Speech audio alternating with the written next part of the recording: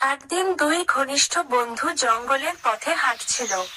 তারা একে অপরকে প্রতিশ্রুতি দিয়েছিল যে কোনো বিপদে একসাথে থাকবে। হাঁটতে হাঁটতেই আচমকা এক বড় ভাল্লুক তাদের সামনে এসে দাঁড়ালো।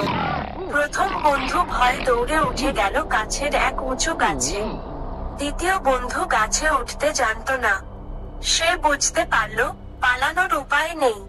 তাই সে মাটিতে শুয়ে পড়ে নিঃশ্বাস বন্ধ করে মৃতের ভান করল।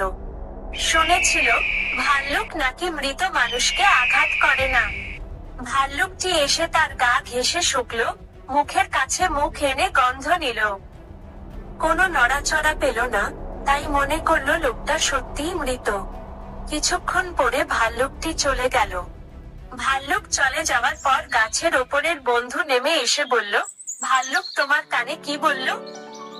দ্বিতীয় বন্ধু হেসে বলল, ভাল্লুক বলেছে যে বন্ধু বিপদের সময় পাশে থাকে না, তাকে কখনো বন্ধু বলা যায় না।